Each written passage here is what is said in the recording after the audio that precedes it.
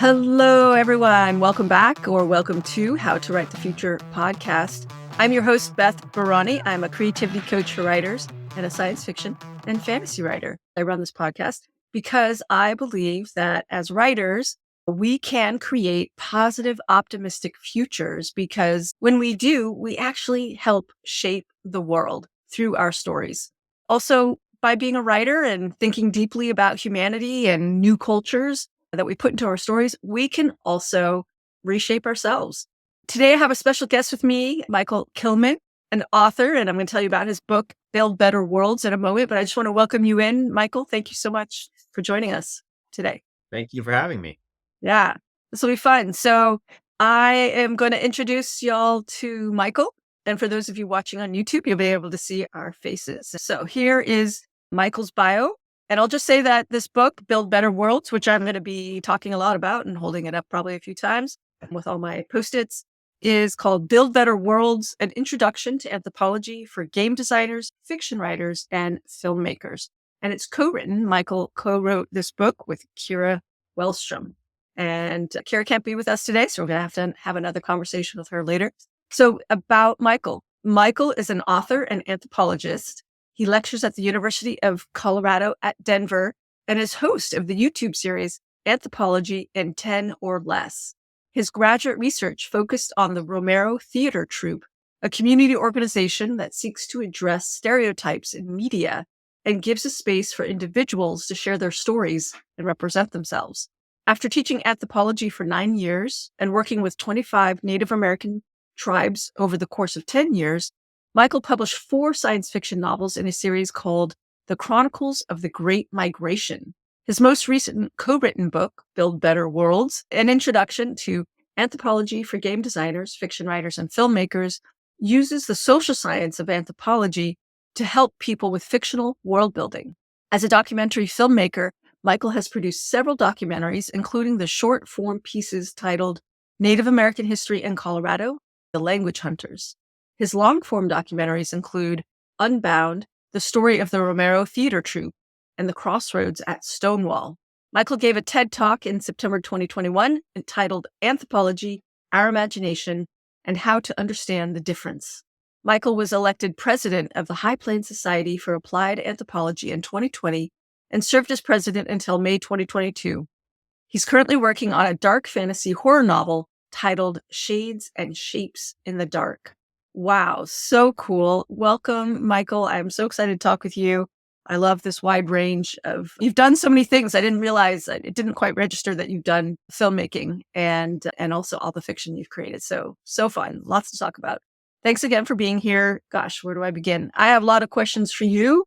And you also gave me some fabulous questions to start with, backing up a little bit about you, like why anthropology? Why did you decide to study anthropology? I think I'm just a really curious person. I like to engage and study different aspects of the human experience. When I was in high school, I had aspirations of being a rock star and various other things. It started out my college career in music. I switched a whole bunch of times and randomly took an anthropology class and realized this is what feeds my curiosity, really understanding how people tick. And as long as I can remember, I was always very interested in other cultures and other experiences. I was always very aware that there were a lot of different ways of being in the world. I was also, like everybody else, I grew up in my little bubble.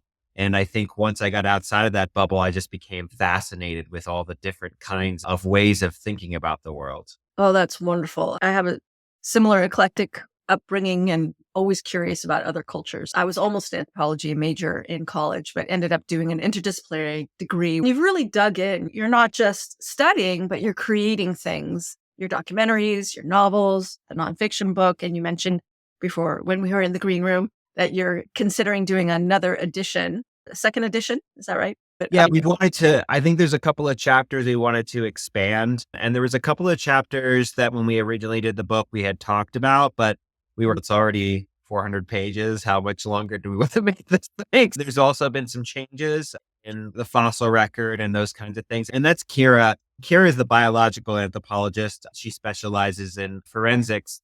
That's where her graduate research is. She did all of the very wonderful biological and environmental chapters and some of the cultural ones too, like the gender chapter and the health chapter as well. So she did a lot of the stuff that deals with much more with the physical realities of being a human. I leaned more towards the cultural. However, we both argued who got to write the monster chapter because we both wanted to do it. Oh my goodness. So we Uh, collaborated on that. All of our chapters basically were because we both have taught many subjects in anthropology, but we both have been teaching. Actually, really, I'm coming up on my decade anniversary of teaching now. So she's a very well versed person in these areas. And we would basically write the first draft of the chapter and then hand it over to the other person and have them edit it and add what they knew from the topic. It was very collaborative, and she was a wonderful co author to work with. oh, that's fabulous. Yeah. And just due to technical difficulties, Kyra couldn't be here today. So we'll definitely have to have her back. So listeners know I did 4 episodes on 4 different sections in your book, and like one on economics, one on just the whole notion of context, one on religion. I'm spacing on the 4th. I found it so juicy. And your book has, just a big plug for your book, great thinking questions. And so I was taking your questions and asking the listeners, how does this apply to your story world? Yeah, such great food for thought. I really encourage everyone to check out the book. Why is anthropology and social science important for people to consider in their fiction and world building? I think if you're writing truthfully, because that's what we're trying to do a lot of times as authors, telling a good story, but being honest in our writing and in terms of the human experience, I think it really helps to have some sort of guidepost for how do we build these human experiences? How do we think about how humans organize and move through the world? How do people get biases, or how do they overcome those things, or how do things change? And looking at that in authentic ways. You can do this, of course, by going out into the world and experiencing cultures, but we know that not everybody has that kind of privilege to be able to Yeah. go out and travel and do things. Yeah. We wanted to give people an opportunity to really explore some of those core concepts. This is not a complete guide, and it certainly doesn't cover every aspect of anthropology. It would have to be thousands of pages long for that. It's a good introduction. And we really thought that even just getting a little social science knowledge into people's head would be really useful, especially when they're crafting worlds from scratch. It's one thing to write about our own world, and you can certainly observe a lot of things. To build a fantasy world from scratch, for example, is a huge undertaking. As anyone who's tried to do it, like myself, has known, you spend many hundreds of hours thinking about how does this world function. It's useful to know how the human world functions.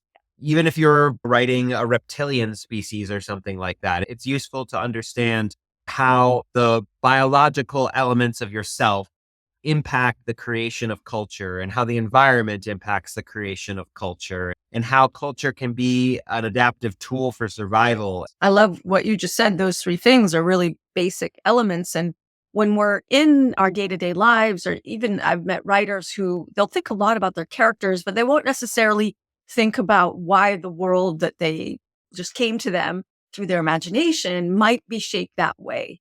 Yeah. Even a piece of guidance that I like to always give is think of your point of view character. Your point of view character knows what they know, and start with them, interview them and ask them, what do they know? And if I were to ask you, so, the way your city is laid out, do you know why it's laid out that way? And you may or may not know, right? Right. But you might have some ideas about how cities get built.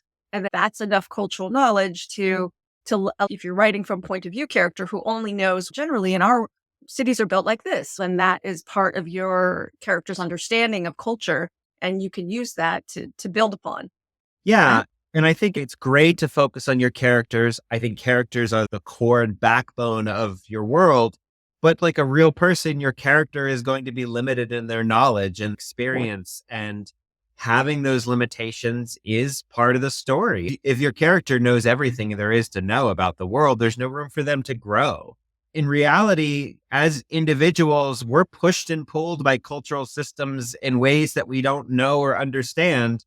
And I think as Americans, we don't like to hear that. We really don't like the idea that the culture determines so much of the ways we think and move through the world because we want to just really focus on that individual. I remember after I finished grad school, I ended up doing some mock jury for trying to make some money in the meantime. And I remember thinking, I've got a graduate degree. These lawyers can't push me in one direction or another. And I found in this mock jury, which they're very much using to try to figure out how to phrase their argument for court. This is when you have a wealthy client, they have the means to do this. They very much led me by the nose. And I realized it at the end. I was like, oh my God, they very much manipulated me and used my blind spots. And I was like, here I have an advanced degree. Cultural systems push us in directions that we don't understand. And I think when you're building a fictional world, you need to understand what cultural forces are going to be putting pressure on your characters that they don't necessarily understand. We all function that way. We don't really understand everything we do. Some of us end up in therapy to try to figure out why we do the things we do, right? You could be your character's therapist in sorts of like, how did they get this way? How did their childhood? How did the historical context? How did all these things lead up to them thinking in this particular way at this particular moment? That's it for this week. Stay tuned to next week, where I continue my conversation with Michael about his book, Build Better Worlds. And I just want to tell all of our listeners to write long and prosper.